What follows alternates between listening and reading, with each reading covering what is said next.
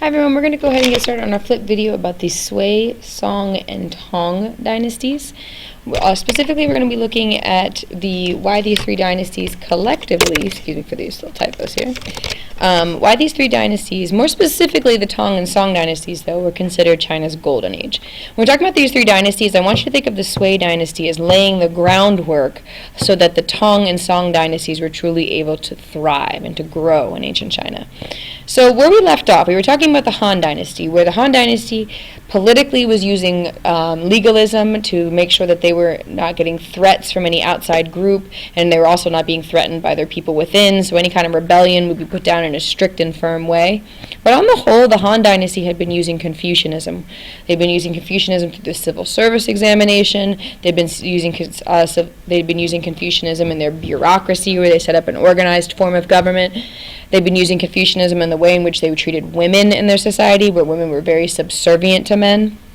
But ultimately, the Han Dynasty fell for the same reasons that multiple other dynasties fell, which they faced threat of invasion from nomadic groups of people, which in turn caused their downfall. Ultimately, China was reunited by a man named Sui, or first it was Yang Jian who first reunited China. Followed quickly thereafter by a ruler who is the more famous of the two, whose name is Yang Guan or Sui Yangdi. And Sui Yangdi established a militaristic and legalist rule, but he maintained, well actually I should say it this way, Sui Yangdi quickly established a militaristic and legalist state by unifying the society, but he did shift some of the social policies, which we're just about to get into. Two words to take down there. Our essential question is collectively. It says, essential question is why were the Sui, Tong, and Song dynasties collectively considered the Golden Age? The word collectively means taken as a whole, so these three groups. And secondly, the word equitably. Actually, we can ignore that one. Don't worry about that. I deleted one of those bullet points, so don't worry about the word equitably. Although, actually, no, worry about the word. We should know that. The word equitably means equally, so the equal distribution, but apologize, that's a little bit disjointed here. Okay. So one of the most important accomplishments of the Sui Empire was the creation of what was known as the Grand Canal. So what is a canal? Let's look at one more quickly. Canal is a man-made waterway. So it's an artificial, it's not natural, but it's used, effectively it's a man-made river. It's for transportation purposes, it can be used to benefit agriculture, but ultimately a canal is a man-made waterway. And what Sui Yangdi did is he began the creation of the Grand Canal in order to connect the two major rivers of China, the Yangtze and the Huanghe, or the Yellow River. So you can see here that actually ultimately the Grand Canal went beyond the two rivers themselves, and you can see it going all the way up through Beijing, modern-day Beijing. He ultimately led to the creation of the longest canals, or is the longest canal in the world. The reason he did this is because he wanted to ensure that the rice-growing region that was around the Yangtze River allowed him to feed his capital in his capital city. And what this means is, let's think about it. If you are able to not be a farmer, in other words, you and I'm not a farmer, you guys aren't farmers, you and I are allowed to not be farmers because other people are so good at it. Other people are so good at farming that you and I, in turn, are able to do other things, and we can pursue other tasks. So what this means is, with the creation of the Grand Canal and the expansion of his ability to feed his people, he's now freeing other people up to do things like technological inventions, like intellectual pursuits. So it can't be underestimated the importance of the Grand Canal for transportation, for trade, and for simply to help feed people of this growing population of China. So there's just a modern-day picture of the Grand Canal, so you can see what that actually looks like in real life. Now, here's an important shift. So if you're on the left-hand side of your notes, I would put social change. So one of the key differences that Sui Yangdi implemented is up until this point, through the entirety of the Han Dynasty, which is a very long dynasty, the people were using Confucius ways and Confucius beliefs around the role of women, around how to bring order in your society, those 5 key relationships. Sui Yangdi saw Buddhism as an opportunity to reunite his people after this period of disorder. And Buddhism, again, is an individualistic tradition whereby everyone is seeking to rid their life of suffering and of desire, but again, it's very self-involved in many ways. And there's a big change to the way in which society would be structured. There was a big backlash to this in the subsequent empire, the Tong Dynasty. But at the time, as I mentioned, the Sui Empire was a very diverse empire, a very heterogeneous empire, which means diverse. So you need to add that term to your notes just in case. And Sui Yingdi effectively saw Buddhism as a way to culturally unite this empire. So socially, he's really changed some of the core components of what it meant to be a part of one of these Chinese dynasties at the time. But unfortunately, the Sui Empire ended as abruptly as it began. So he launched a failed invasion of the Korean Peninsula in 612. And long story short, the details here. Ultimately, Sui Yingdi is assassinated by one of his former generals, and this man Lui Yuang ultimately creates the Tong Dynasty, which we're about to jump into. So the Tong Dynasty is a big shift as well. The Tong Dynasty became under the Tong, China became one of the strongest and wealthiest empires in Asia, which in turn led to the flourishing cultural advancements under the Song Dynasty. Key point here is that the Tong Dynasty revived Confucianism. Under the Tong Dynasty, the leaders felt that the Buddhist practices that had been promoted under the Sui Dynasty was a total threat to the Chinese sense of order and of what would make a society function properly. For example, and under this, they saw there was a woman for a brief period of time within the context of the Tong Dynasty who was named Empress Wu, and she had actually assumed power. Her husband was in power, and he had suffered from a stroke. And so, consequently, she basically assumed the role of empress and really took on a new leadership role within ancient China. And people looked to this and said that Buddhism had encouraged women to become involved in politics. And consequently, she actually has a very mixed history. History books say that she was a fierce autocrat. Autocrat is a ruler who has total and complete power. And that she was successful because she used extensive force against her enemies. She had a secret police to enforce her rule. But the validity of that, how true that is, seems to be mixed, because on one hand, we have to take this. On one hand, she was a leader and she did have total control.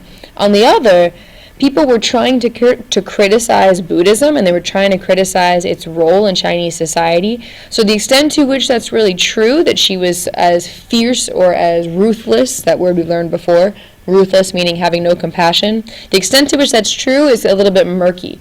But she herself was a successful leader for a number of years. But people looked to her rule when she ultimately fell in 705 CE, and they said that Buddhism had encouraged women to become involved in politics, and that this cannot be allowed. And they really, really strictly enforced and revived this Confucius idea of women being subservient to men.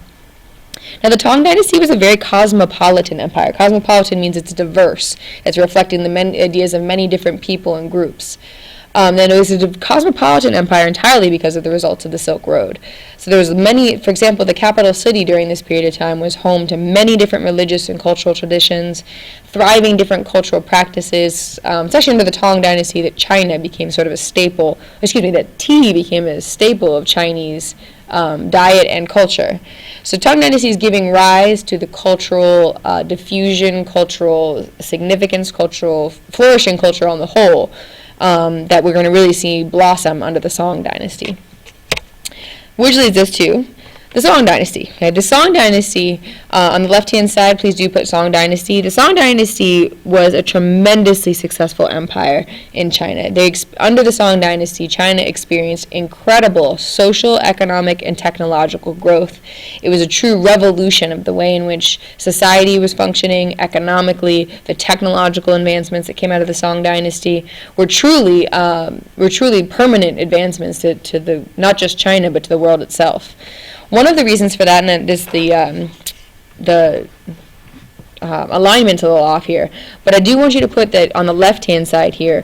If you were going to put why, okay, one of the reasons why so many of these advancements happened is because the population doubled under the Song Dynasty.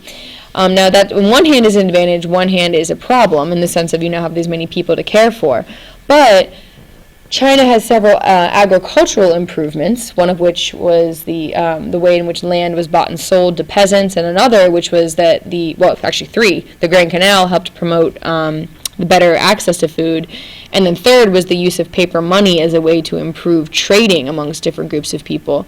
But after the population doubled, these people were able to better, the Song Dynasty was able to better provide for these people, and farmers began growing rice specifically for the sale at market. So we have the development of sort of a market economy where people are buying and selling goods based upon the supply and demand of those goods. We have the growth of cities as a result, and under the Song Empire, when people are successful farmers, other people are allowed to live in the cities. So you can see here, this is actually a picture, it was actually a scroll, but this is a piece of the scroll of Beijing city life under the Song Dynasty. The supply of money in the empire itself just exponentially increased. Exponentially is when you've got a graph, you get exponents. So 1 to the first, or actually 1's a terrible example. 2 to the first, and 2 to the second, and 2 to the third. We've got a graph that's skyrocketing like that. So the supply of money is exponentially increasing in Song China, and moreover, the use of paper money is increasing. So under the Song Dynasty, that there's a stronger economic benefit and stronger economy with the use of paper money, which we talked about in class a little bit, in the sense that bartering can be difficult because people value things differently, and paper money gives a common value to everyone, that everyone sees and recognizes X as, or this dollar is worth X to each person. In other words, there's just a defined quantity. This in turn promoted more trade, and this in turn promoted economic growth on the whole. There was the expansion of iron and steel production. So now this leads to the creation of better nails, of tools, of suspension bridges, of armor. So many different both social and militaristic advantages, even to the nuances of nails, and that this leads to better construction on the whole. So we see, again, tremendous amount of growth and technological change. I apologize, this is repetitious here, so I should have changed this here. But one of the things I want you to put on the left-hand side here is the civil service exam. Just put that phrase on the left-hand side. So the civil service exam was revived under the Song Dynasty in full force. So the reminder of what the civil service exam was, it was the exam that began way back when under the Han Dynasty, which was that not just the rich should be able to get jobs, that we'd have an examination that would ensure that the lower classes would also get access to government jobs. The Song Dynasty completely revived this concept, this Confucius belief, sort of in the equitable, or the access to, for multiple social classes to access the good jobs of the government. And this completely revolutionized China socially and politically, because the potential success on the exam, so potentially being successful on this exam, led to a proliferation of schools. The proliferation means increasing in number. So massive number of schools are opening, much, much greater access to education. And all of that happened because of this invention of the movable type. So one of the examples for what the movable type was its earliest form of printing. So what the movable type, the way it works is that you create these wooden blocks, and it's one letter or one character to represent each word, and you create each one of these characters on these wooden blocks. So that piece of the puzzle is extremely time consuming. However, once you've made these letters and these characters, actually not letters, I want to be clear, those are characters representing words, that you put them on this wood block, and it becomes a massive stamp. So you can now roll this over parchment or bark, or not bark, parchment, and paper. Because now the Chinese have access to paper, they've created paper that they now roll this wooden block over it, and they can now print literature, can print books, can print anything en masse in a way that they never were able to do so before. So the movable type is what led to the earliest form of printing, and it's a massive, massive increase in printed books, in literature, in poetry. There's just a flourishing of literacy as a result of this invention. And this is in turn what led to that proliferation of schools and access to education in ancient China, because we now have books to support that. Several other inventions that I have to speed through. The Chinese became master shipbuilders. They were able to improve the buoyancy of the ship with these watertight bulkheads. They also helped perfect the compass, which leads to, between those two, tremendous exploration coming out of ancient China with these two inventions. We also had the creation of gunpowder. So gunpowder, initially used for fireworks, ultimately created the weaponry on a massive or much larger scale that was then transferred all throughout the world through the Silk Road. I'm going to skip that one real quickly. We have a tremendous economic growth and the growth of cities. So I apologize, I have to cut it real close. Analysis questions are going to be posted momentarily. Thank you so much.